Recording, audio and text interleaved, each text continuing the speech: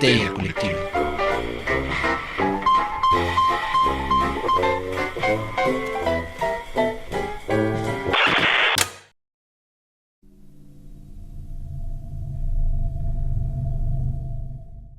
Esto es Histeria Colectiva, el programa donde Fernando Santamaría, Ricardo Medina y el Dr. Braham se sientan alrededor del círculo de invocación para abrir la caja de Pandora y volarse la tapa de los sesos platicando sobre ficción, magia, ocultismo, casos supernaturales, literatura y todo lo que tenga que ver con la cultura del horror. Buenos días, buenas tardes, buenas noches, donde sea que se encuentren, a la hora que se encuentren escuchando esto. Muchas gracias por dejarnos llevar todo el terror a sus oídos. Yo soy Fernando Santamaría y les doy la bienvenida a Evil Inc., mejor conocido como Corporación Malito.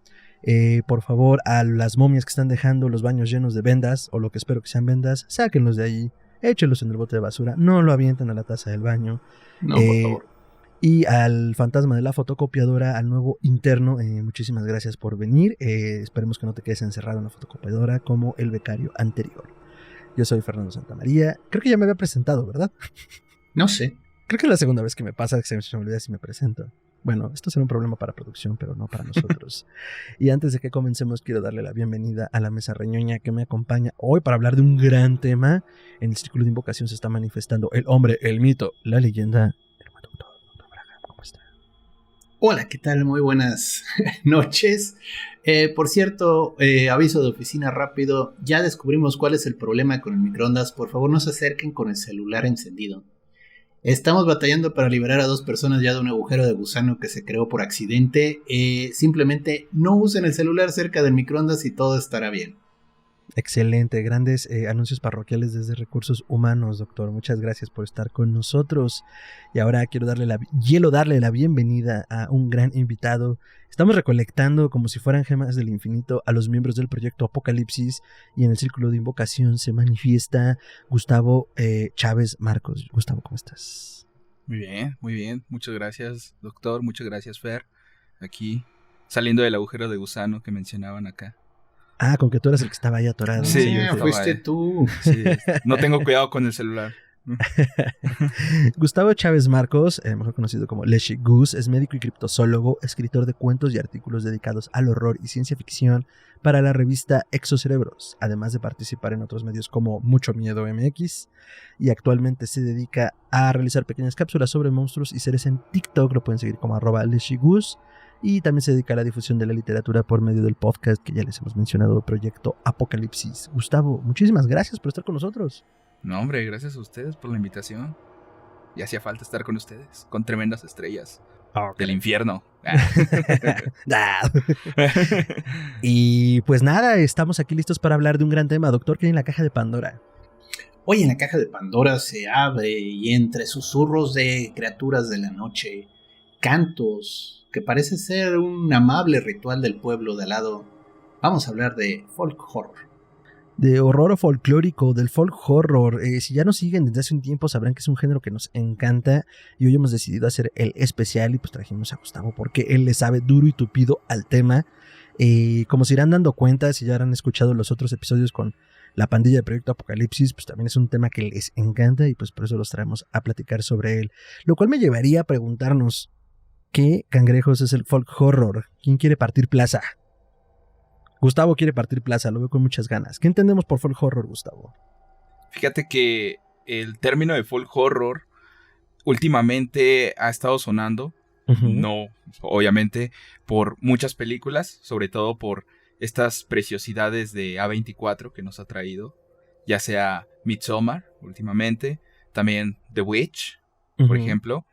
Pero el folk horror, bueno, si tuviéramos que remontarnos al folk horror puro y duro, tendríamos que hablar de muchas cosas que supongo que ahorita vamos a platicar todo eso. Pero el folk horror, fíjate que como tal, y qué bueno que empiezas así, porque hay una confusión con el folk horror últimamente. Fíjate que el folk horror como tal nace como un término de cine, pero últimamente también se utiliza como un término literario, incluso lo llegan a confundir ahí, pero realmente es un término cinematográfico que muchos se pelean por dónde nació. Realmente unos dicen que fue el propio Mark Gatiss en el 2010, otros hablan acerca de que fue este señor, sí, Piers Haggard, por ahí del 2003, en una entrevista, en un documental, pero realmente no. Fíjense que la primera referencia que se hace fue al horror, y por aquí tengo la nota, fue en el año de 1936 en el English Journal, donde decía que cómo influenciaba el folk horror a la literatura gótica. Y es que justamente, abordando otra vez tu pregunta, el folk horror trae a cuento estas costumbres que podríamos considerar paganas, o más bien que están fuera de nuestro círculo que nosotros conocemos como convencional, y que incluso uno de los mejores términos que a mí se me ocurre para decirle al folk horror es el terror rural. Creo que justamente abarca muy bien ese término. Excelente, sí, me parece bien esta diferenciación porque, como bien dices, es un término que se ha utilizado últimamente indiscriminadamente, y creo que si lo podemos explorar así como lo planteaste conforme avanza el programa, nos vamos a dar cuenta que, o sea, no es que sean muy distintos, pero hay ciertas cosas que tenemos que identificar, porque además pienso que si lo pensamos como lo rural, pues lo podemos patear muchísimo más atrás, ¿no? Como dentro de las experiencias de las comunidades humanas, y que bueno, muchos filmes recientemente lo han retratado pensando en eso, ¿no? Doctor, ¿qué cangrejos es el horror folclórico? Híjole, pues para mí es el horror que habla de las costumbres antiguas, dígase así. Casi siempre estamos hablando de un secreto en una comunidad aislada, una cosa que parece inocente, pero que detrás tiene un secreto, algo horrible. Y pues bueno, bien mencionado que A24 lo ha popularizado mucho últimamente, ¿no? Pero pues bueno, ahora sí que yo no sabía ese dato de que viene desde entonces. Vaya. Sí, entonces yo lo vería así, y ahorita que lo ha planteado Gustavo, como esta diferencia entre lo folclórico y lo rural, y ahorita que dijiste las viejas tradiciones, yo pensaría en lo rural incluso desde la prehistoria. O sea, a ver, pensemos en esto. Seguimos siendo simios en cuevas, simios sin pelo en cuevas menos sofisticadas, pero al final de cuentas, cuando salimos de esta zona segura que es nuestros hogares, que es un símil directo de estas viejas cuevas, y rompemos como la línea de la tribu, o sea, de nuestras familias, todo lo que está afuera es terrorífico y amenazante, ¿no? O sea, el sobrevivir fuera de este espacio es complicado, y piensan en las grandes ciudades. O sea, entre toda esta neurosis y los peligros que existen, pues es una jungla de asfalto, ¿no? Entonces, pensando en esto y pateándonos hasta la prehistoria desde donde lo veo, pues el terror rural es, yo creo que uno de los, si lo vemos como género, más antiguos que tenemos. O sea, temerle al viento, temerle a la lluvia, temerle al trueno, al rugido que hay en la oscuridad, donde pues no sabemos qué hay, pero el tío Felipe fue una vez y nunca regresó. Entonces la historia cuenta que cuando vayas allí, pues no vayas solo, ¿no? Todas estas idiosincrasias y todas estas tradiciones, como bien decía el buen doctor, también creo que están amalgamadas allí, ¿no? Ya lo iremos mencionando seguro más adelante, pero este documental dirigido por Kirla Janissen, la directora del Instituto de Horror de Miskatonic, se me fue ahorita el nombre porque además es un nombre larguísimo, ahorita se los paso. Pero bueno, en este documental tiene un fragmento. El documental dura 3 horas, ya lo hemos mencionado en otros programas como recomendación, pero retoma ahorita rápidamente el documental porque hay un episodio, o sea, lo divide como en diferentes episodios, donde dice, caminemos hacia adelante, salgamos del bosque y no miremos hacia atrás. Entonces a mí me llamó mucho la atención, y digo, lo va desglosando dentro del documental, porque es eso, ¿no? Es como salir del estado de naturaleza, o tratar de salir de él y dejar todos esos viejos miedos, ¿no? Que no lo hacemos y no lo logramos, al final de cuentas, por eso hoy estamos hablando de este tema. Pero dentro de todo este crecimiento como especie, hemos tratado de dejarlo atrás, y de la superchería y la superstición, que creo que son elementos fundamentales del género, pues ahí los tenemos. Podrá haber mucha ciencia, podrá haber muchas ciudades, podrá haber mucho desarrollo tecnológico, pero seguimos poniendo a los santos de cabeza. Pero esto se está grabando, voy a romper la magia del podcast en pos del tema, el 24 de agosto, cuando el diablo anda suelto, ¿no? Entonces la gente pone cruces afuera de sus casas hasta que el día pase. Sigue sucediendo, ¿no? Entonces, eso por un lado, la parte folk y rural, como temerle a la naturaleza y a lo que nos puede proveer o no. Y por otro lado, el terror folclórico, toda la tradición que se genera alrededor de esta superchería, ¿no? Entonces, estoy tratando, y creo que vamos a hacer este desglose en virtud de tratar de entenderlo, que al final, digo, lo podemos llamar como queramos, ¿no? Pero en virtud de entender cómo hemos llegado a este punto, porque además estamos viviendo, yo creo que un boom importantísimo del folk horror, pues creo que empieza de allí, ¿no? Entonces, eso con el folk horror. Doctor, creo que quiere decir algo. No, me quedé pensando que sí, es mucho bueno, al menos como se hace ahorita, porque seguro en la literatura gótica tenía sus cambios. Uh-huh. Es este enfrentamiento de lo que consideramos seguro, de lo moderno, uh-huh, con el pasado, ¿no?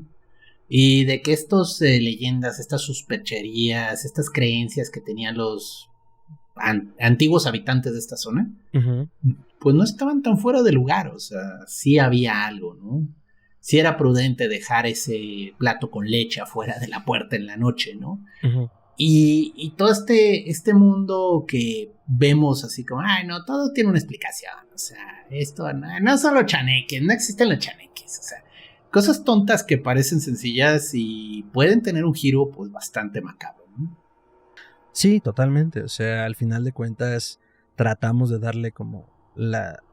Y que además que parte mucho como de esta moral de la sociedad, ¿no? Creo que el horror folclórico también tiene mucho de eso, en cuanto a la moraleja que debe de existir detrás de todo esto que sucede, ¿no? Ya hemos hablado del horror como la máscara de esta realidad, a veces intransitable e intragable, pero que al final también es como una enseñanza de no vayas allí porque te pasan estas cosas, ¿no?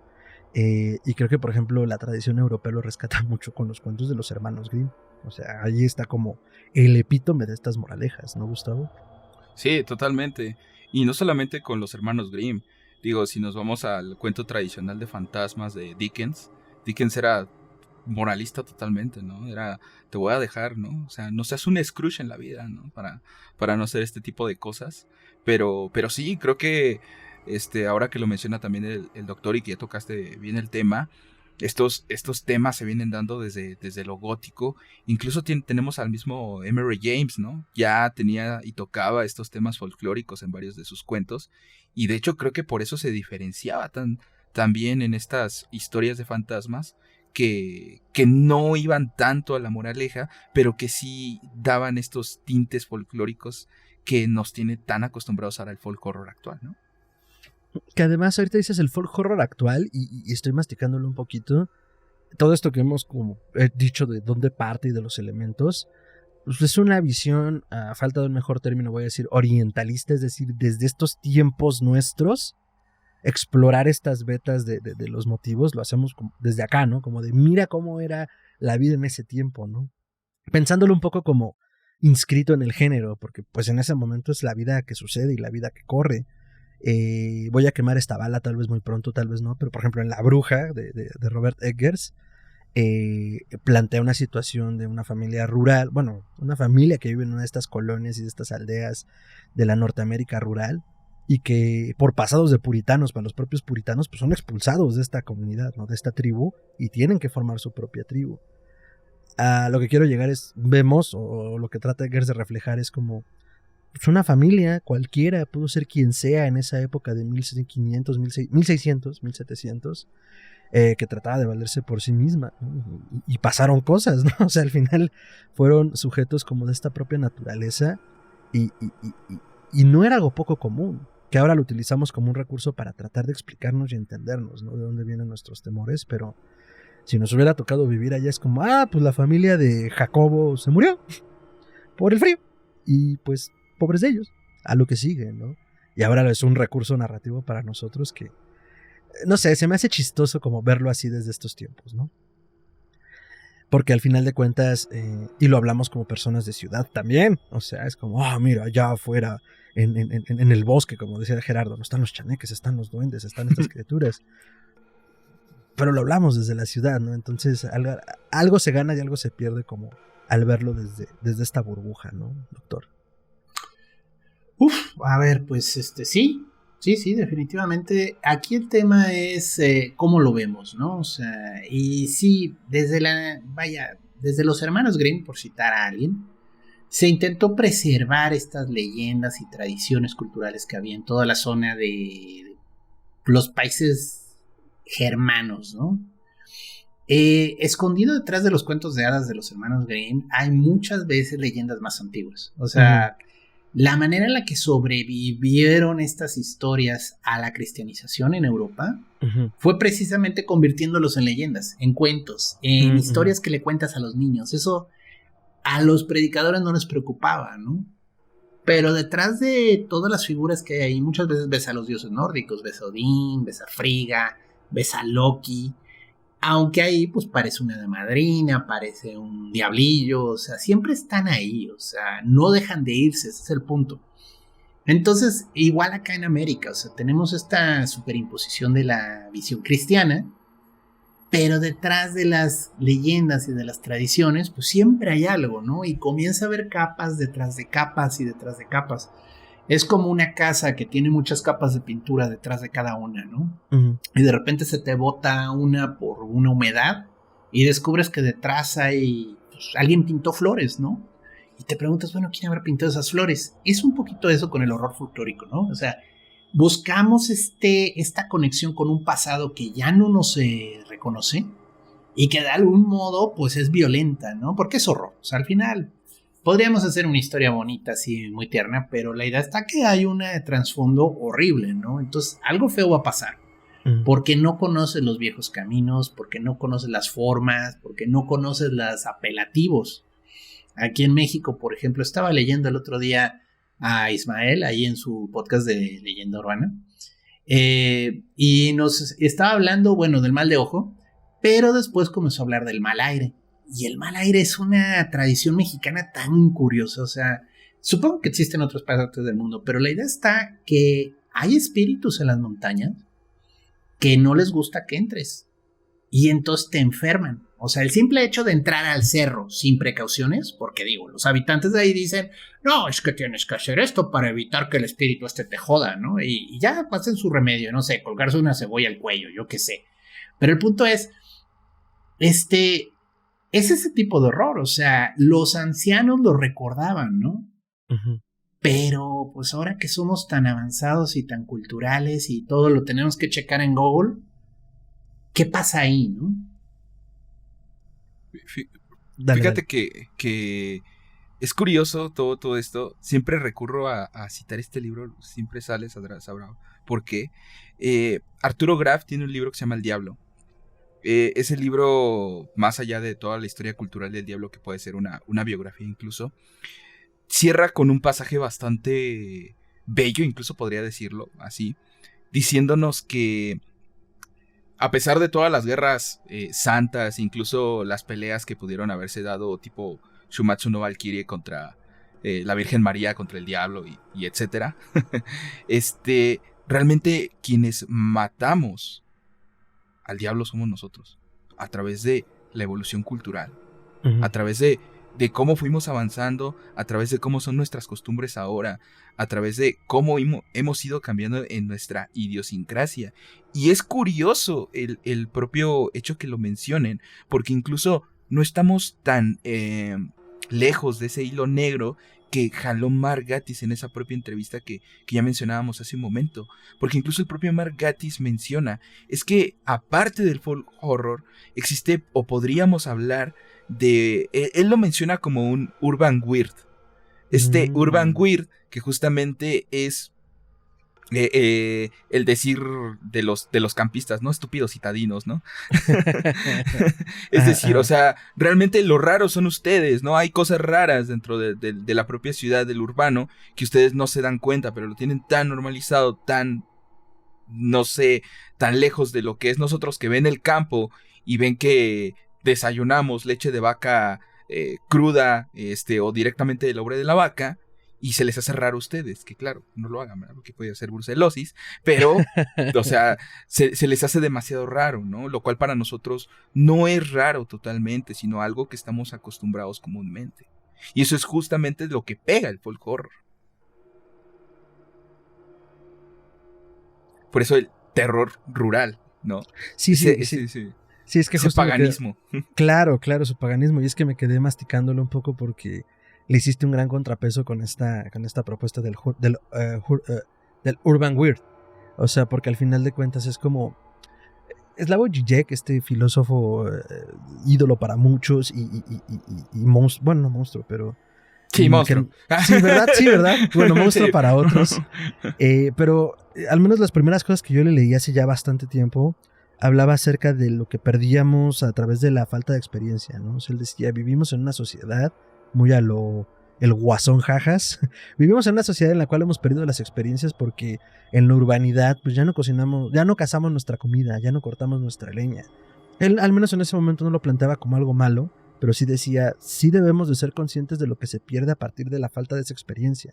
Claro, tenemos otras, pero esa enseñanza que existía en lo rural, que era pues la sobrevivencia del ser humano, pues ya la pasamos, ¿no? Entonces, lo rescato por lo siguiente, porque además creo que también como en estas nuevas, y por decir nuevas hablo de los últimos 200, 300 años, formas que cohabitamos y coexistimos con el entorno y cómo lo hemos transformado, pues ha generado como nuevo folclore también, no voy a decir nueva ruralidad, sino más bien nueva urbanidad, agarrándome de esto que acabas de decir, porque entonces me hace sentido, y esto dará para otro programa, pero me hace sentido como un paso natural hacia los mitos urbanos, las leyendas urbanas, como la evolución del folk horror.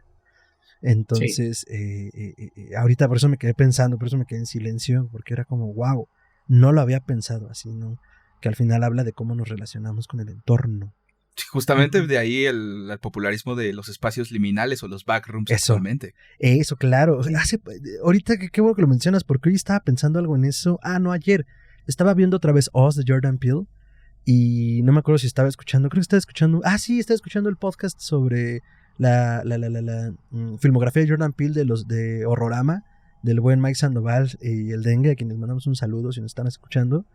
Y hablaban de eso, ¿no? Como los espacios liminales que existen en la película de Jordan Peele de Oz, que es parte de las leyendas urbanas dentro de las grandes ciudades, ¿no? Para quien esté escuchando esto y no sepa de qué hablamos, échese un clavado en internet y cuando hablamos de los espacios liminales o los backrooms, es esta leyenda urbana en la que se ha popularizado que existen como lugares a los cuales la gente ha accesado, ya sea físicamente o en sueños, pero que son como el backstage, la parte de atrás de la realidad, y donde supuestamente suceden cosas extrañas. Entonces, si has tenido un sueño donde estás en un pasillo largo, como si estuviera en la parte de atrás de un centro comercial o un espacio donde se van repitiendo cuartos que aparentemente no hay nada. Un ascensor también es un espacio liminal que te lleva a lo mejor también incluso a estos lugares. Entonces, te felicito, has logrado entrar en la parte trasera de esta Matrix en la que estamos.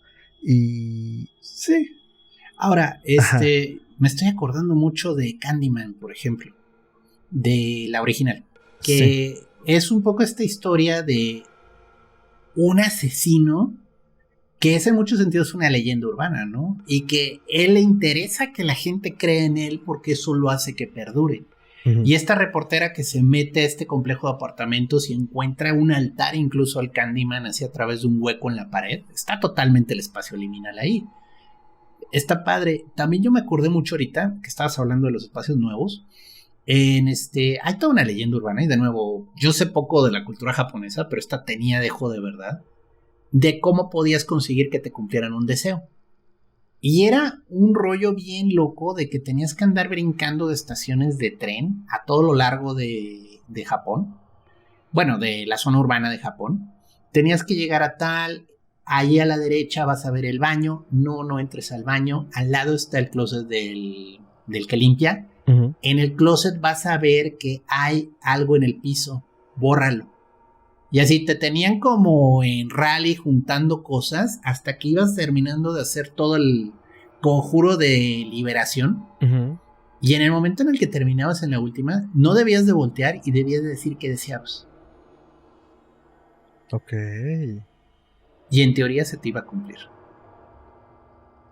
Y eso no está tan alejado, hablando otra vez de los creepypastas, de esta línea que estuvo muy popularizada antes de los backrooms y antes incluso de los SSP, que es una fundación ahí toda loca, que búsquenla también, de los holders.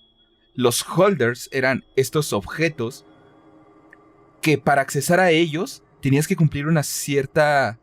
reglas. Decían, ve a un hospital a las 8 de la noche, espera hasta las 10 de la noche, abre la segunda puerta a tu izquierda, encontrarás una navaja, tómala, esa navaja nos servirá como, esta herramienta nos servirá para más tarde, ¿no? ¡Ojo! Pero justamente te dan una serie de pasos para concluir a lo que justamente dice el buen doctor, y que está muy orientalizado en esas historias de vas a poder cumplir algo con eso, ¿no? Sin embargo, aguas, porque de que hay que pagar, ¿no? Claro. Hay que cubrir la cuota. Ahorita que estamos repasando todo esto, estoy pensando, o más bien, y seguro alguien ya habló de esto, no digo que estemos innovando, solo yo acabo de conectarlo. Todo este ciclo de mitos de principios del siglo XX de Lovecraft y compañía sobre el horror cósmico, definitivamente cae sobre el folk horror, porque a ver, están hablando a través de las tradiciones y de la herencia, según estos escritores blancos, maldita, porque viene de regiones que ellos consideran salvajes, pero al final de cuentas lo están inscribiendo dentro del horror de las tradiciones, ¿no? Dentro de la herencia familiar, dentro de los ritos ocultos, el paganismo, como bien decía Gustavo, ¿no? Entonces, creo que también, hablando de los contrapesos ahorita que decíamos de leyendas urbanas y de las creepypastas con el folk horror tradicional, si nos vamos 100 años antes, entonces estamos hablando también del contrapeso del folk horror tradicional, que en ese momento no se le había llamado así, pero el horror cósmico, ¿no? Que hablaba como de esta transición de las viejas culturas y tradiciones a nuestra nueva evolución, ¿no? Las grandes ciudades, la ciencia, los telescopios, Plutón, Yugot, ¿no? Diría Lovecraft. Entonces, conforme más lo vamos hablando, me hace más sentido, porque al final de cuentas, digo, en la gran visión del horror, creo que podríamos hablar que todo el tiempo hemos hecho folk horror, porque, o sea, ya si nos ponemos menos ortodoxos, pero más exquisitos, creo que todo nos lleva, todos los caminos llevan al folk horror, porque al final de cuentas es esta lucha humana, es esta lucha humana evolutiva de querer avanzar de este estado de naturaleza a un estado civilizatorio, lo que sea que eso signifique para cualquier sociedad y tiempo que signifique, pero arrancarle a la naturaleza sus arcanos, y la naturaleza defendiéndose, pues es el horror folclórico, es el horror rural. Sí. Yo lo abreviaría en el tropo convencional del folk horror. Dale. Todo el mundo odia a los turistas. A ver, eso está interesante, elabora. Es un tropo muy común del folk horror, que llega alguien de fuera. Forasteros. Y es el que rompe el tabú. O sea, aunque no crean ya en el demonio del cerro, los habitantes de la comunidad siempre se amarran la cebolla al cuello porque dicen no vaya a ser el diablo. Ajá. ¿Sí? Sí, claro. Pero tiene que llegar el investigador que no cree en esa sarta de sandeces, que se siente muy avant-garde, muy adelantado. Sí, que además está mal, ¿no? Estos pueblerinos supersticiosos. Y llega a romper el tabú. O sea, y de esos 1001 historias, de folk horror. Y vaya, yo me lo pensé por Lovecraft, porque con Lovecraft es muy común que llegue el hombre blanco con el conocimiento de su lado, y pues por estar explorando la cueva, por estar leyendo las inscripciones en la piedra, por estar haciendo preguntas que no debía entre los nativos, le va mal, le va mal. Entonces, el tropo es, nadie quiere a los turistas. O sea, al final son los que llegan a romper el orden establecido, ¿no? Y es de nuevo esta percepción del extraño. O sea, la palabra extraño deriva de extranjero también. Entonces, y esto es una visión muy de cuando éramos pequeñas comunidades aisladas y no confiábamos en el que venía de otro lado, porque no sabías quién era. Sí, es que ahorita que dijiste los turistas, me acordé de la obra más reciente de Alex de la Iglesia, Venecia Frenia, que se estrenó, ahorita les digo, se estrenó en abril en España, pero no me acuerdo en qué festival entró. El chiste es que habla de eso, o sea, desafortunadamente no nos ha llegado a este lado del charco, pero es una suerte de secta organización criminal que se hace cargo de los turistas en Venecia. O sea, es como, haz patria, mata a un turista. Que esto pasa mucho en Italia, si han tenido la oportunidad de andar por esos lares, de repente te encuentras un graffiti en italiano, sobre todo en las zonas que no son turísticas, de las grandes ciudades turísticas, que dice, haz patria, mata a un turista. Hombre, ya pasa en México, haz patria, mata un chilango. Y eso iba. Sí, es cierto. Tan normalizado que no lo tenía en el espectro. Sí, claro, totalmente. Y no lo había pensado así, o sea, como parte del folk horror el llegar como a estos espacios donde rompes el tabú. Una película que me lo hace muy evidente, creo que todavía está en Netflix, que se llama... Ay, güey, se me acaba de ir esta película tailandesa que se hizo muy famosa. De Netflix. ¿La Medium? No, La Medium fue una cosa en el cine, que también a mí me gustó. A mucha gente como que no le encantó, pero a mí me gustó La Medium. Ay, ahorita les digo, se me acaba de ir el nombre. De los turistas gringos que atacan la casa de espíritus. No.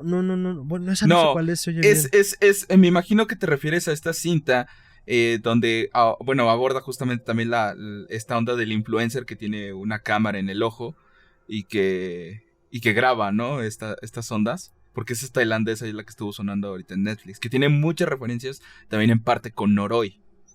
Sí es una película de cámara en mano, pero no es en el ojo. Es de unos youtubers que se lanzan a... Maleficio. Maleficio. Ya. Maleficio. Sí. Tiene bastantes referencias con Noroi. A mí personalmente me gusta más Noroi. Yo no he visto Noroi. Ajá. Pero bueno, o sea, digo, entiendo esta parte. Pero fíjate, y regresándome tantito a lo que dijo el doctor, es que fíjate que yo tengo una historia muy curiosa con Midsommar. A ver. Y es que cuando yo la estaba viendo con mi novia, sí. Al final, mi novia tiene una relación odio con Ari Aster. Ajá. pero bueno, independientemente de su relación de amor-odio, cuando termina de ver Midsommar me dice, no me gusta. Ajá. Le digo, ¿por qué? Y me dijo, es que, dice, si te pones a ver la película, la culpa la tienen los que llegaron. O sea, llegar y ver a ese cuate que se está orinando sobre donde estaban ahí sus antepasados, es como de, se lo ganaron, totalmente se lo ganaron, ¿no? Entonces, es justamente esto que dice el buen doctor. O sea, todos odian a los turistas, ¿no?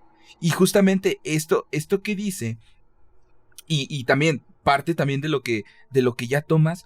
Por eso también decimos, no hay que ponernos tan exquisitos dentro del término, no hay que ser tan puristas, pero también necesitamos a los estudiosos, porque justamente hace rato mencionaba esta onda del urban beer, ¿no?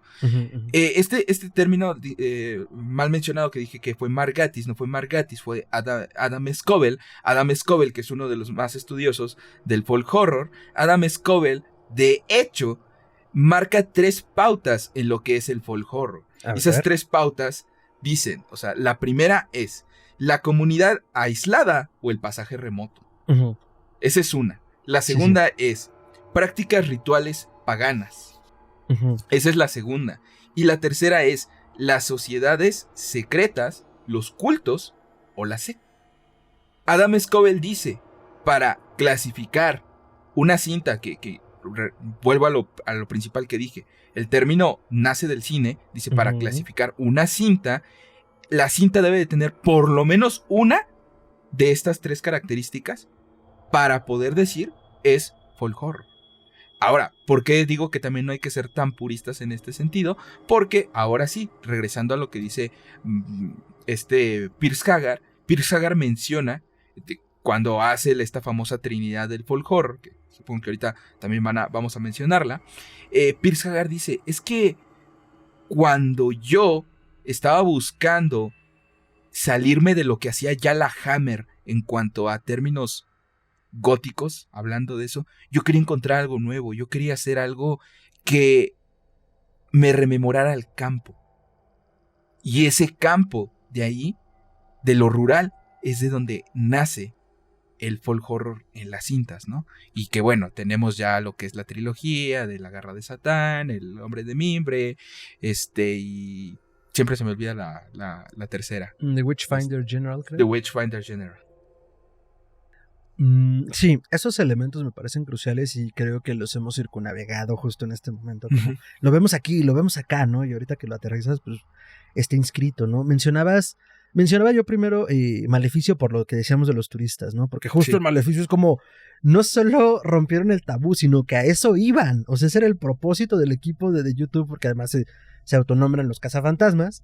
Y dicen, no, es que venimos acá.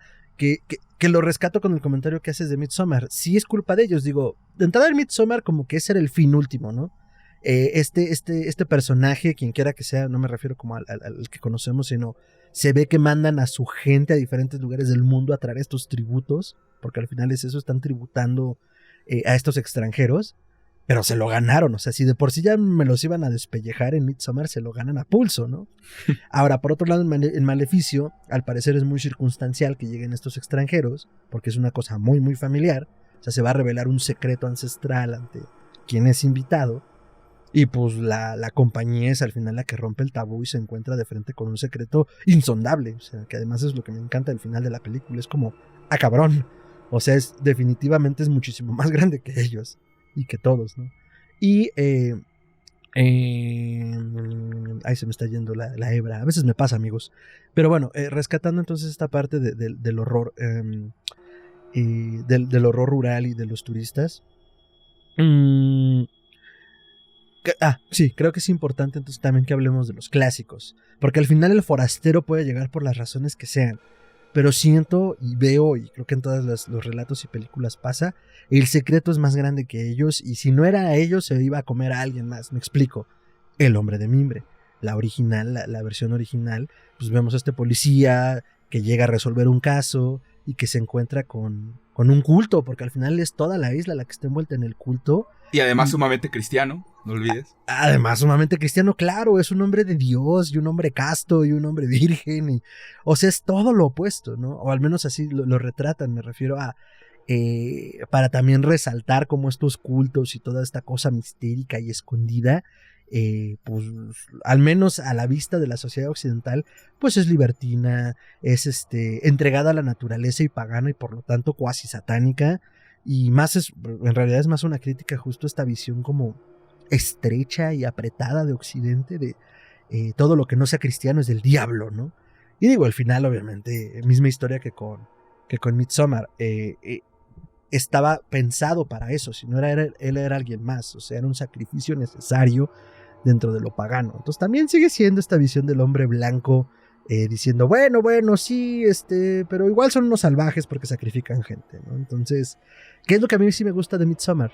Tiene muchas cosas que con el tiempo lo vi como fallas, pero lo que me encanta es como, pues mira, es que también los blancos pueden estar bien locotes, o sea, dentro del folk horror no importa tu color de piel, sino qué tan pasado de hongos estés, ¿no? Entonces, eso es lo que a mí me encanta de The Wicker Man, que en un momento en el cual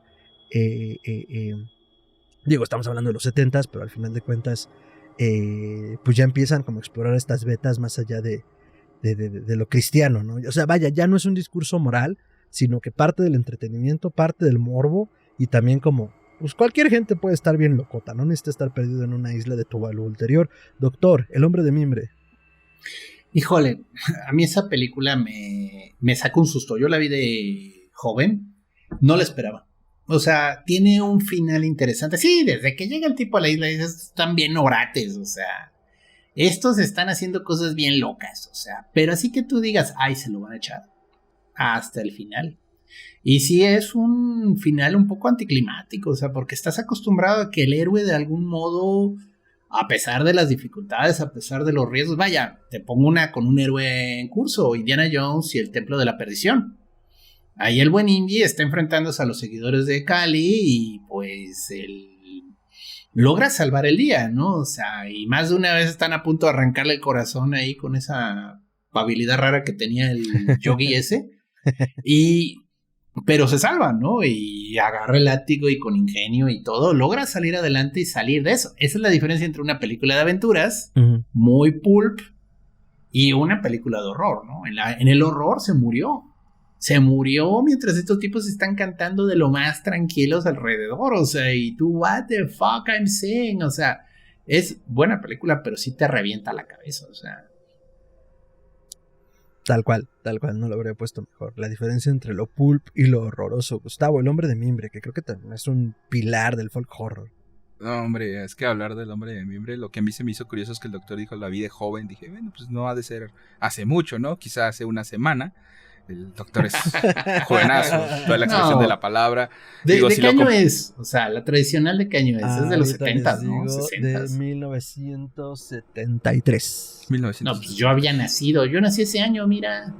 Interesante. En ese año ocurrieron dos cosas importantes.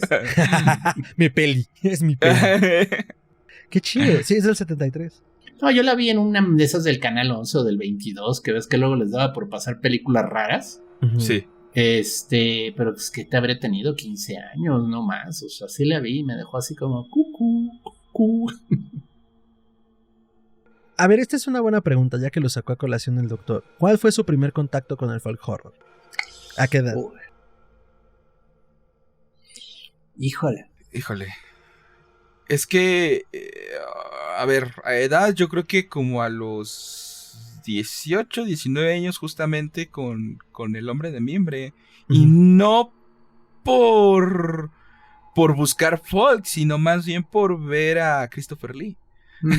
¿Saben? O sea, y cuando lo vi justamente creo que me pasó lo mismo que al doctor y yo creo que a la mayoría, ¿no? No te esperas el final. Uh-uh. Es demasiado, híjoles, no sé, raro, ¿no? Sí, estás acostumbrado a los malos finales en las pelis de terror, pero no te, o sea, no, la peli no te prepara para, o sea, no. Es como de... ¿What? O sea, ¿qué pasó? Escala, ¿no? Como en chinga de repente. Ya, lo estamos quemando, carnal. Ay, güey. A ver, yo tengo una pregunta, y esta es a criterio de ustedes. Díganme. A ver. ¿Macarios folk horror? Sí. Yo diría que sí, Kent. Pues yo vi Macario, o sea, y sí me asustó. O sea, esa película me dejó mal. O sea, esa escena de las velas en la cueva se ve bien ñoña hoy en día, pero créanme, sí impresiona. O sea, sí la ves y sí te quedas, no mames. O sea, se apaga la vela, se acaba la vida. Y pues todo el rollo de que, pues es que ya te moriste, Macario, no te has dado cuenta, o sea, ya te moriste. Uh-huh, Tú, ¡ay! Y luego leí el cuento y el cuento es mejor todavía, pero bueno, esa ya es otra historia. Yo creo que fue primero Macario, ¿eh? Ese sí la vi ya muy joven. Más joven que El Hombre de Mimbre. Fue tu versión del pasaje de Muerte y Sueño, Sandman versión mexa, ¿no? Macario, ya te moriste. Pues sí. Yo pienso que tal vez mi primer contacto... ¿Ustedes contarían La Bruja de Blair como parte del folk horror? O sea, sí, o no tiene tanto. Algo, es que tiene cosas. Ajá. Odio el found footage. Híjoles, vamos a tener un problema aquí.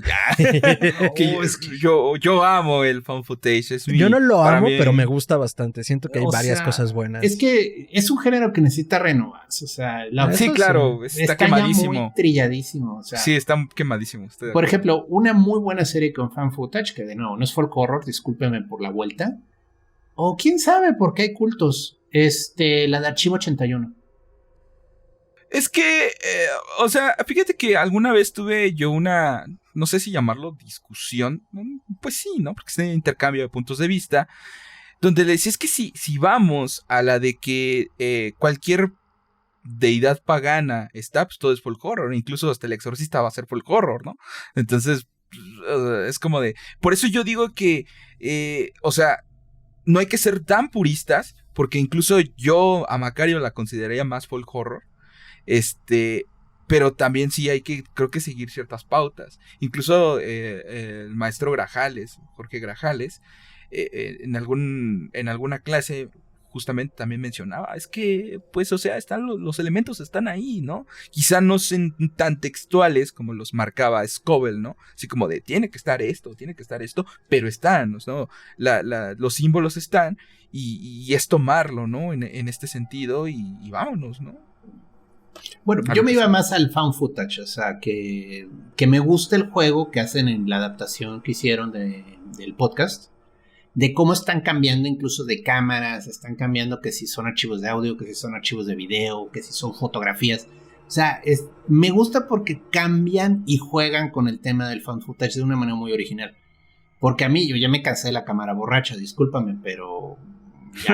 Ya me harté de que sean excusas de mala imagen porque la cámara es chafita y no te presentó nada y allá andas adivinando qué es lo que te está persiguiendo. O sea, ya me cansé de esas, o sea, ya. Aunque si vamos a lo que es, digamos, el podcast, no found footage, pero quizá falso documental, en ese sentido, yo me iría más a la frecuencia Kirlian. Esa es muy buena. Yo me iría más a la frecuencia Kirlian. Más que Archivo 81. Usted es un hombre de cultura, señor. No le han hecho justicia a Kirlian, en mi opinión. Debería de haber tenido 1000 veces más éxito. Sí, totalmente, estoy de acuerdo. Si no saben qué es la frecuencia Kirlian, corran a su buscador y van a encontrar una chulada de contenido. No les voy a decir más. Y son cortitos, o sea, de veras, son episodios de no más de 15 minutos muy buenos. Algunos sí dan miedo, verdadero miedo. Totalmente. Muy bien logrados. Bueno, pero todo esto para decir que tal vez mi primer contacto con el folk horror fue La Bruja de Blair. Y si no, por favor no me crucifiquen. The Wicker Man, pero la versión de Nicolas Cage es como mi ejemplo más claro. La fui a ver al cine. Pues no estaría mal. No sabía estaría nada. mal. No sabía nada de la vida, amigos. Yo tiene un lugar en mi corazón. Ese oso. Las abejas. Ay, Dios. Ahora, Kirlian sería un ejemplo de folk horror, porque digo, es una comunidad aislada. A ver, pero que tiene un secreto. Perdón, antes de que continúes, explica qué es Kirlian.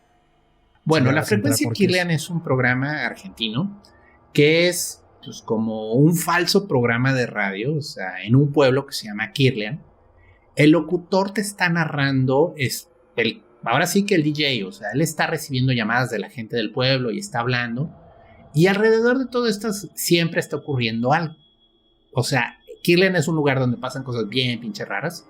Y la gente del pueblo lo sabe y de algún modo la gente del pueblo lo esconde, ¿no? Entonces siempre ocurre algo y el host es como esta persona que te está narrando, sí, en Kirlian no nos gustan los visitantes. Y entonces te cuenta la horrible experiencia que tiene una persona que se les compone el coche fuera de Kirlian, ¿no?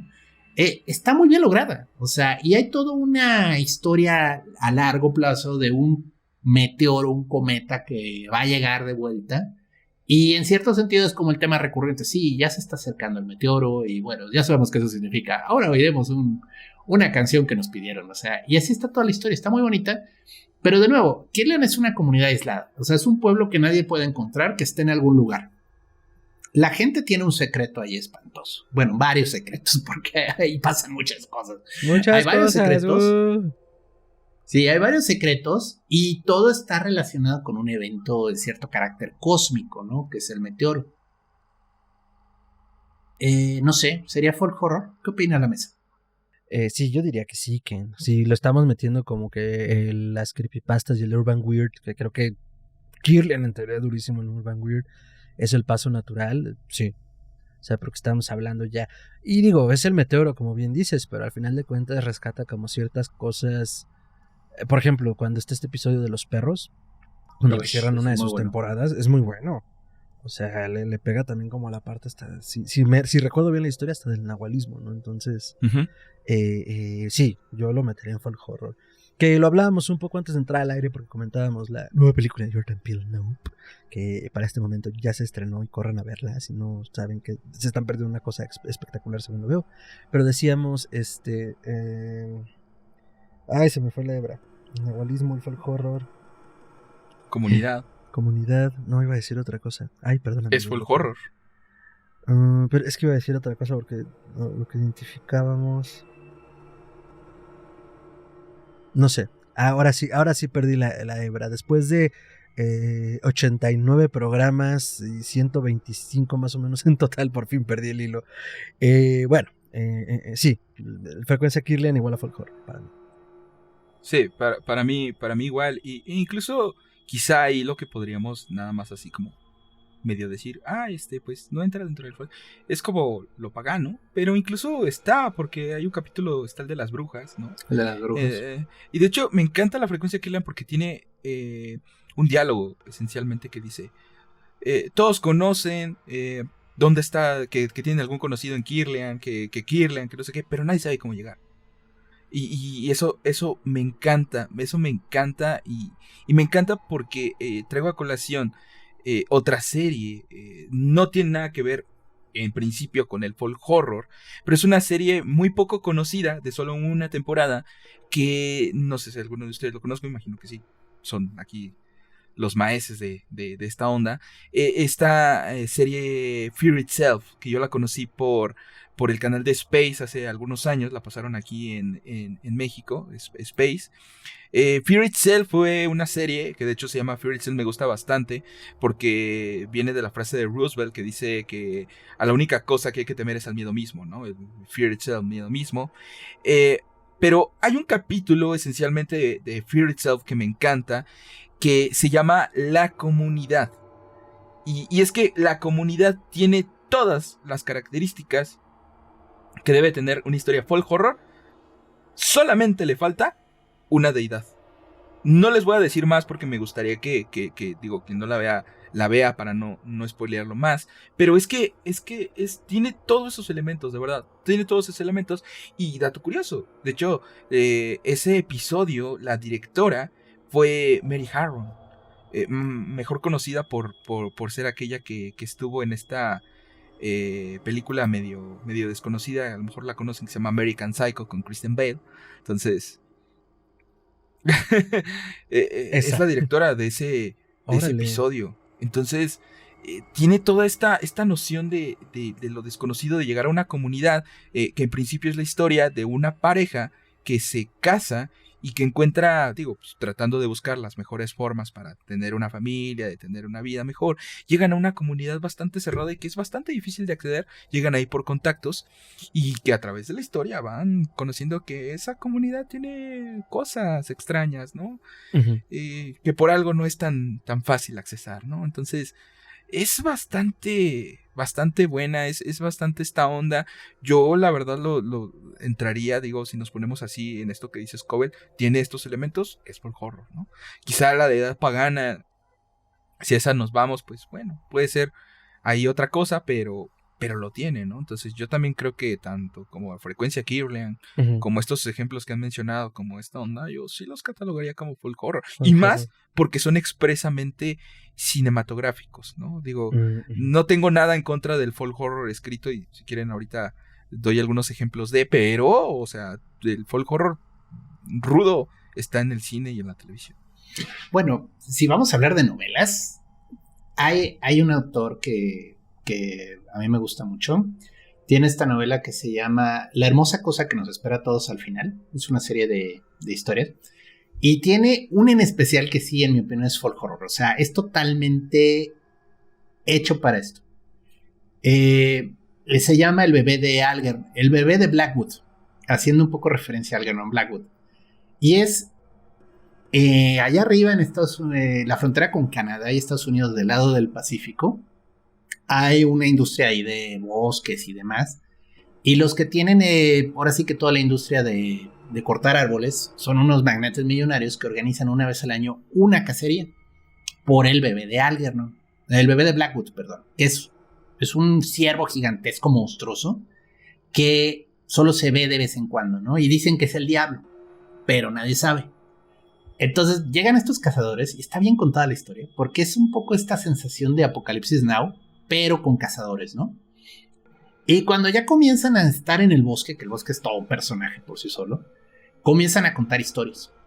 Y te das cuenta que todos los cazadores que están ahí, todos han tenido una experiencia horrible, sobrenatural, con algo en alguna parte del mundo, ¿no? Y hay una historia que en especial a mí me gusta mucho, de uno de los cazadores, ni siquiera es la historia principal, que estaba cazando jaguar en la selva de Yucatán.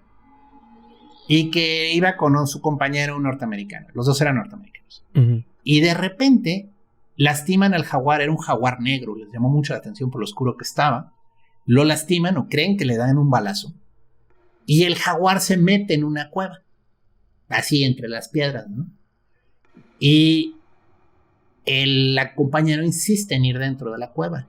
Y los que los estaban guiando, ahí de los mayas, vamos a decirlo así, les dijeron, no entren. Uh-huh. No entren. Uh-huh. Una vez que entran a esa cueva no salen. O sea. Esto no está bien. Y entonces insiste el compañero en entrar. Entra con 2 personas más. Y te cuenta, o sea, y durante 2 días y 2 noches los oímos pedir ayuda a gritos desesperados. Y nadie se atrevió a entrar a la cueva. La hermosa cosa que nos espera a todos es una antología escrita por el buen Laird Barron, escritor de Alaska, del cual tenemos un programa. Pueden echarse un clavado si quieren conocer más de él. Y no puedo evitar, con la mención de este cuento, hacer un shout-out a Don Megaloceros, mejor conocido como Gerardo Lima, a quien le mandamos un saludote y que también lo tuvimos en el programa de Santos. Porque cuando lo conocí y estuve platicando un rato con él, le dije, oye, hay un cuento buenísimo de un escritor súper chido llamado Laird Barron, y acto siguiente me manda la foto de su copia de La hermosa cosa que nos espera a todos. Y yo, claro, el señor que habla en Don Megaloceros de grandes siervos, ¿cómo no iba a conocer a Laird Barron? Por supuesto. Por otro lado, por favor, consigan su su trabajo de Megaloceros, que viene en 2 tomos. Siempre me hago pelotas. Pero esto me da pie y me gustaría a lo mejor ir explorando un poco más ya hacia el final del programa, pensar en el folk horror mexa. O sea, porque digo, hemos hablado de cómo el concepto se fue construyendo parte más como de una cosa cinematográfica que de algo escrito.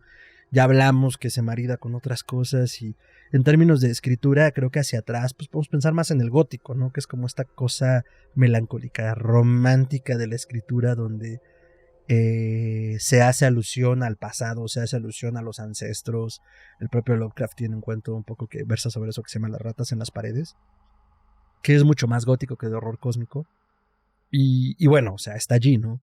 Pero aquí en nuestra narrativa nacional, ¿cómo lo identificarían? Digo, ya mencionó Gerardo Macabro, pero ¿tienen Macario, perdón. Pero ¿tienen alguna otra cosa como en la cabeza que digan, esto se antoja como folk horror? Uf. Bueno, tienes esta película de Cantinflas, El signo de la muerte. Es muy buena. Sí. O sea, eso es, si me lo permites, yo creo que Date. se acerca al folk horror en ese sentido, ¿no? Digo,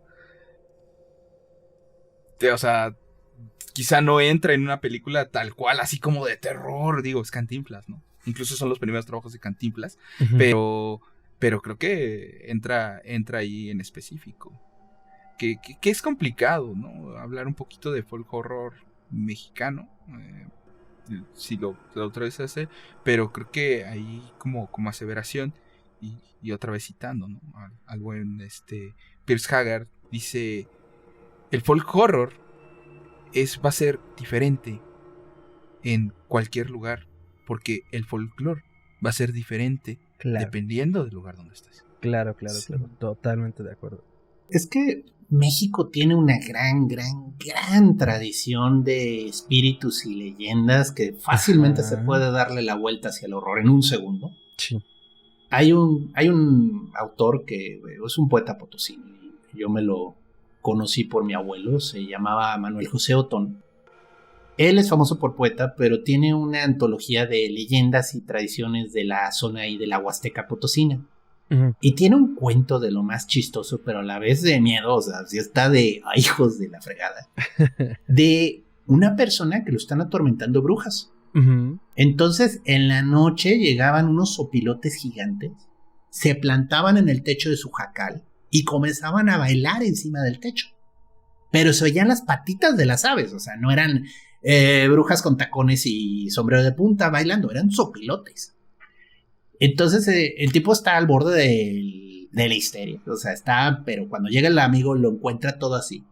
Y entonces, obviamente el amigo utiliza el recurso del hombre blanco y le da un escopetazo a un sopilote, ¿no? Pero efectivamente, las brujas se convertían en sopilotes. Entonces, sí está bien sacadora de onda la historia, porque dices, hijos, es que, no sé, la elegancia del gato negro, pues sí, pero el sopilote.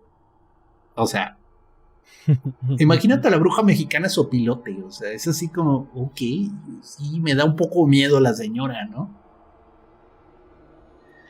Me quedé pensando en todo esto que decías sobre y lo que decía Gustavo sobre el folclore, cómo cambia de lugar a lugar. En otras ocasiones he hecho como mucho hincapié en que la narrativa mexicana quizás tuvo un atraso un poco duro en cuanto a qué escritores, y latinoamericana para el caso, como de escritores y de cuentos y de otros universos que se están recién explorando hace unos 15, 20, 30 años. Porque las narrativas de los mitos y leyendas pues permearon mucho como todo, ¿no? O sea, vaya, si volteamos hacia la narrativa mexicana, pues es solo eso, el Charro Negro, la Llorona. Que también, bueno, estas grandes leyendas se comen como a las leyendas locales, ¿no? Porque hay mucho donde explorar. Lo cual me lleva a hablarles de una autora que se llama Norma Muñoz Ledo, que es una investigadora así prolífica y tiene, al menos yo le conozco ahorita 3 obras que son Supernaturalia 1 y 2 y ahorita les digo el nombre del otro título, Bestiario de Seres Fantásticos Mexicanos, que esto está muchísimo más dirigido para niños, pero es un extenso trabajo sobre la recopilación de las diferentes criaturas místicas y fantásticas que existen a lo largo y ancho de la República Mexicana, y es un trabajo de campo duro, o sea, duro. Es decir, o sea, que de plano se agarran uno que está mencionado en alguno de estos libros y lo buscan en internet, poco o nada van a encontrar de él porque ella se fue a investigar como de las comunidades qué criaturas y leyendas tienen. Entonces, todo esto, por supuesto, que entra dentro del folk horror. Sus libros los pueden encontrar en Amazon y alguno que otro en Mercado Libre, porque si no me equivoco, el de Supernatural y no me acuerdo cuál de los dos, uno está como, no sé si descatalogado, pero está difícil de conseguir, pero lo pueden encontrar. Pero mi punto es, creo que va versando lo mexicano más sobre eso, y los últimos 20, 30 años ha habido una buena proyección, y sobre todo porque pues, ha costado trabajo, de distintos escritores mexicanos que actualmente están escribiendo horror y que escriben sobre folk horror. Está el propio Gerardo Lima, ¿no? Igual no sé si Gus tenga algunos otros ahorita en el radar que se me estén yendo, que pudiera mencionar y que la gente pudiera explorar dentro del literario. Que digas, esto va versando sobre el folk horror. Bueno, no tanto actuales, digo, tomando en cuenta que el doctor aquí mencionó a José Otón. Uh-huh.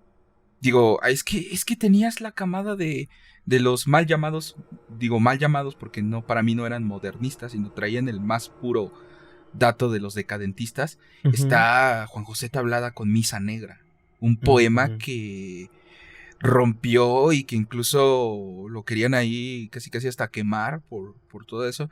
Fíjense que no es tanto, digamos, va dentro del terror, pero hay una novelita bastante buena de Rafael Pérez Gay que se llama... Ay, se me fue el nombre, me he de acordar ahorita, pero donde versa justamente sobre toda esta camada de escritores, insisto, que le llamaron los modernistas, pero que va más al decadentismo, ¿no? A esta onda incluso del ocultismo, como lo que llegó a ser un poquito Baudelaire, pero, o sea, es increíble, ¿no? Y bueno, si ya hablamos de todo esto, pues es que no solamente están los propios escritores, ¿no? Están los investigadores, digo, están ustedes con este espectacular podcast, no es por estar aquí ni por echarles flores, pero están ustedes, ¿no? Totalmente, gracias. Están ustedes, está el buen doctor, está el buen Fer, está el buen Ugla, que ya lo tuvieron también aquí, donde tiene un artículo bastante bueno publicado en Penumbria acerca del folk horror, justamente, que les recomiendo mucho que lo lean, que se llama Buscando el folk horror en la lotería de Shirley Jackson. Y bueno, digo, el propio Grajales, que hace estudios de campo acerca del folk horror en otros países como Asia, India, Asia, ¿no? Están prácticamente, hablamos de casi, ¿no? Camboya, lo mismo, pero digo, o sea, más allá también de los propios escritores que pueden estar haciendo, que podría aquí hablar de escritores como Gerardo, que podría hablar de escritores como Ileana Vargas, que podría hablar de escritores como Yasmín García, pero digo, más allá de eso también no hay que dejar en fuera los trabajos de investigación que ustedes hacen y que otros han hecho, ¿no? Gracias por ello. Se hace lo que se puede, nos encanta. No, y de hecho hace poquito hemos tenido estas pláticas duras porque ahora sí que se vienen cosas para Historia Colectiva, pero vaya, nuestra misión fundamental, o sea, además de que nos encanta y de estudiarlo y de hablarlo desde donde podemos, digo, no somos unos expertos, pero tampoco unos inventados, pues es la difusión justo de estas cosas, ¿no? Que están pasando hoy, ahorita. Digo, está muy padre que sigamos leyendo a Lovecraft, que nació hace 132 años, pero hay escritores vivos que están haciendo cosas y que necesitan comer hoy, entonces consúmanlos hoy que están vivos. Y no, pues muchas gracias por ese reconocimiento, lo apreciamos mucho, pues se hace lo que se puede. Dicho esto, y ya para ir cerrando el programa, me gustaría escuchar sus comentarios de cierre, si tienen algo en el tintero, alguna otra recomendación, sus redes y en qué andan. Gustavo. Bueno, pues antes que nada agradecerles de nuevo por la invitación. Muchas gracias por este tema que podríamos hablar toda la noche aquí de folk horror, ojalá, ¿no? Pero bueno, digo, más allá de eso, yo también les diría que exploren el folk horror. No solamente dentro de lo británico, que bueno, pues es el nacimiento, todas estas cosas que hubo, faltó hablar por ejemplo ahí de Blackwood y de otras cosas, ¿no? Cuentos como en Las montañas, las ciudades, del propio Barker, ¿no? Que también tiene mucho de folk horror, ¿no? Hay una novela fantástica de una señora que se llama Frances Toon, que se llama Pine, y que tiene que ver también con folk horror, pueblos, tarot. Está hermosa esa novela, está en inglés, lamentablemente hay que traducir muchas cosas, ¿no? Pero pueden consultar otras películas, ¿no? Por ejemplo, una que yo les recomiendo recomiendo muchísimo, que entra dentro de los cánones que más o menos mencionamos aquí, es esta película que se llama Kakashi. Kakashi es una película japonesa que está inspirada en un relato de Junji Ito, ¿no? Y que Junji Ito también puedes encontrar bastantes relatos que tienen que ver dentro del folk horror ahí. Y pues nada, o sea, finalmente les recomiendo también, por ejemplo, esta excelente colección que está sacando esta editorial española, ¿no? Comercial, nosotros la distribuimos, ¿no? Que se llama Dilatando Mentes, y que es esta colección de ocultismo en el cine, y donde justamente su segundo volumen, a lo mejor los que nos estén escuchando por otras plataformas, pero los que estén hablando de YouTube, aquí lo tenemos, Terror Rural y Paganismo, ¿no? Nice. Donde justamente el excelente Javier Valencia, que por cierto le mando un saludo, nos está escuchando, habla sobre todo esto, ¿no? Y bueno, no solamente Javier Valencia, digo, también tienes este libro fantástico de folk horror, que digo que ya es un clásico dentro de yo quiero ese investigadores de Jesús Palacios, ¿no? De lo ancestral, el folk horror, y bueno, ya para los que se quieran meter un poquito más, están los estudios del propio Adam Scovell, que también aquí los tengo, me saqué todo el armamento, ¿no? Están los propios estudios de Adam Scovell, que justamente habla sobre el folk horror revival y todo eso. Y hay una revista que apareció hace poquito, es inglesa justamente, la propia editorial se llama como la revista Hillboard, donde justamente habla sobre el folk horror. Les voy a mostrar algunos números, ¿no?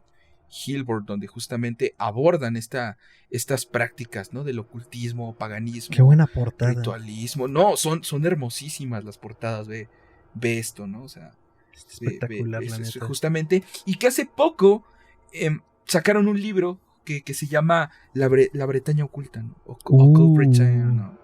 Donde es una guía a través de justamente de estos espacios de la Bretaña, de Inglaterra, de la Inglaterra antigua. Ahí estaba John Dee, ¿no? Sí. Sí. Mira, salió ahí, ¿no? Donde te habla acerca de todo esto, está incluso hasta dividido por regiones, por estados. No, wow. No, yo se la recomiendo muchísimo. Esa es una guía turística que sí querría, ¿eh? Sí, totalmente. Porque sirve como guía turística, ¿no? Curiosamente, los ingleses han publicado eso desde hace muchos años. O sea, hay guías de dónde están las hadas y los espíritus de cada región. Desde la época victoriana les daba por hacer esas guías de oculto, de lo que hay y de lo que no hay. Hay que hacer el Patreon, doctor. Amigos, si abrimos un Patreon, sí nos vamos a ir a Inglaterra y les vamos a hacer un programa allá. No, yo estaba pensando hacerla mexicana, güey. También. Haría totalmente falta. Abran el Patreon para hacerla mexicana primero, antes de ir a Inglaterra. Todo lo que quieran, yo quiero. Sí, a todo. Ok. Y ya por último, pues decirles, ¿no? Sigan escuchándonos a través de nuestro podcast Proyecto Apocalipsis. Prometemos ya ser un poquito más regulares en ese sentido. Ahí me pueden encontrar en TikTok. Hablo sobre monstruos, justamente, ¿no? Esto de médico criptozoólogo no es porque sí. Estudié medicina, soy médico veterinario de profesión, pero nos dedicamos a cosas más darks, ¿no? Por acá, de este lado. Y hacemos videos acerca de monstruos, justamente, ¿no? Tomamos en cuenta alguna bibliografía de la que ya mencionaron aquí, incluso de Buena Carmen, que ya mencionó aquí el buen Fer. Y a Exocerebros, ¿no? Exocerebros, que es una revista guatemalteca de nuestra amiga Marilinda Guerrero, que también se dedica propiamente a sacar tropos de terror y ciencia ficción en Guatemala, que hace mucha falta, por cierto. Y que de hecho ahorita hay convocatorias abiertas, entonces por si alguien quiere sacar algún cuentecito, este mes va dedicado al ecoterror, y que por ahí estarán leyendo un articulito mío sobre el ecoterror. Pueden participar en alguna historia. Si quieren mandar algo, está abierto todo eso. Y pues nada, finalmente, de nuevo, muchas gracias por invitarme aquí a la mesa de los infiernos con ustedes y con este gran conocimiento que solamente Papi Baphomet nos ayuda a esparcir por el mundo, ¿no? Bueno, no solamente él, sino muchos otros más, pero gracias, Fer, gracias, doctor. Doctor, comentarios de cierre, recomendaciones si hacen falta y redes. Híjole, bueno, recomendaciones yo creo que ya quedó súper cubierto. Comentarios de cierres, pues miren, yo creo que realmente hay que mantener el enfoque del folk horror abierto, ¿no? Y no quedarnos únicamente con lo que pensamos que es. Pueden ser muchas cosas. Y pues no nos dejan de sorprender de repente a los tailandeses o los japoneses de repente con algunas historias. Digo, ya viéndolo en folk horror, de repente me estoy acordando un par de animes que vi que se basan precisamente en pueblos que tienen un misterio. Y es muy, muy, muy de allá, o sea, es un tropo común. Acá en México, pues quizá nos falta un poquito explorarlo. Sí, lo tenemos, nada más es usarlo adecuadamente. Y bueno, pues yo los invito, dense su vuelta ahí por Amazon, por la biblioteca, visiten a los autores si pueden y aprovechen esta oportunidad. Y bueno, mis redes me encuentran en Twitter como Chuntaromelquisedec, esto es @chuntarome. Ahí pues comparto memes de gatitos y tablillas de maldición egipcia para el que prefiera. Es donde tengo más participación, así que pues, dense su vuelta. Y pues tengo también una fanpage ahí en Facebook, que es Gerardo Braham. Ahí sobre todo subo las notas del programa, invitación a algún evento, algún curso, cualquier cosa que surja. Y bueno, pues gracias. Excelente, doctor. Bueno, pues ya se ha dicho todo por hoy, así que solo quiero decirles que los fantasmas son nuestros y no miren hacia atrás. A mí me pueden encontrar como @mantrasayas con i latina y doble a al final en Instagram y en Facebook. Y a Histeria Colectiva Podcast lo pueden seguir en Instagram como podcast.histeria y en Twitter y en Facebook como Podcast Histeria. Y en donde sea que escuchen podcast, nos pueden encontrar como Histeria Colectiva Podcast, ya sea en YouTube, Spotify, Apple Podcast, Google Podcast y todo lo que termine en ast. Y cualquier comentario, añadidura o sugerencia pueden dejarlo en nuestra caja de comentarios en las redes sociales. Y pueden enviar un correo también a contacto@histeriacolectivapodcast.com. Al Dr. Braham lo pueden encontrar en drbraham@histeriacolectivapodcast.com y a mí me pueden encontrar en fernando@histeriacolectivapodcast.com. Así es, estamos estrenando direcciones de correo con nuestro dominio.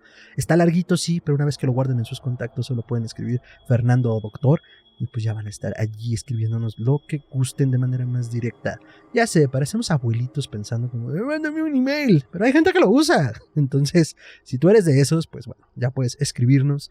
Y pues en histeriacolectivapodcast.com, en nuestro sitio, pues pueden encontrar más y más contenido. Poco a poco lo iremos nutriendo y hashtag se viene algo importante y un buen cambio de imagen. Entonces se vienen cosas. Se vienen cosas, bro. Y pues va a haber como un makeover nivel MTV. Entonces estate al pendiente. A ver si podemos organizar algo para poder celebrar ese makeover. Y esto es el programa número 90, amigos. O sea, formalmente dentro de nuestro número de programas es el 90. Dentro de la gran escala de reseñas y programas, porque van en líneas separadas, es el programa 125, si no me equivoco. Entonces, hicimos poquito para el episodio número 100 en Numeralia, pero vamos a hacer algo, espero que podamos hacer algo choncho dentro de 10 episodios y pues ya les estaremos escribiendo si logramos organizarlo. Por lo pronto, muchísimas gracias, Gustavo, doctor, audiencia, son lo máximo si llegaron hasta acá. Nos vemos en la siguiente emisión. Recomiéndenos con sus abuelitas, suscríbanse, campánense y pues hasta entonces. Un día voy a hablar del final de Midsommar.